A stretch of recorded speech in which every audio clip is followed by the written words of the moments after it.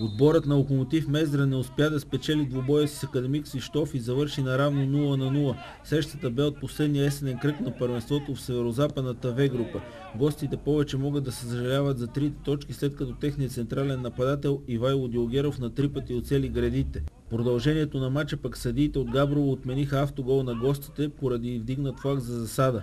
Наставникът на Локо Мездра Диан Попов бе заложил на следния състав: на вратата Васил Асенов, защита Явор Янков, Стоян Димов, Николай Ковачев и Елин Петков, полузащитата Емилиан Петров, Цветан Цветанов, Валентин Лалов и Ангел Ангелов, и в атака Илия Благонски и Мартин Маринов. След почивката влязоха още Адриан Игов, Стилян Лалов и Иван Маринов. През първото полувреме матчът бе равностоен с малко голови положения. В 16-та минута Цветан Цветанов центрира отляво в наказателното поле, където Мартин Маринов и Илия Благонски се разминаха с топката и не успяха да я засечат.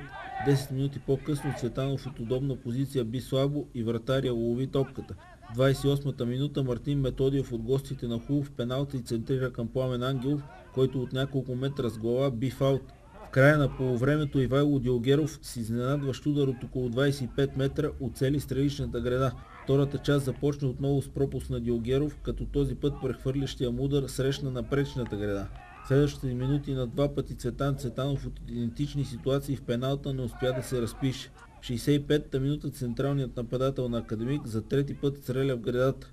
До края на матча домакините пробваха натиск, за да стигнат до победен гол. В продължението при една атака на мездренци и последвало центриране в наказателното поле, защитникът на гостите Иван Ганев си отбеляза автогол, но страничният рефер Даниел Ников размаха флага за засада, която бе уважена от главния съдия Христо Минков. Така двата отбора не успяха да си отбележат гол и си разделиха по една точка. В есенното класиране Локо Мездра ще изжимува на четвъртото място с актив от 28 точки, на 5 след лидерите Бдин и Ботев Козлодуй.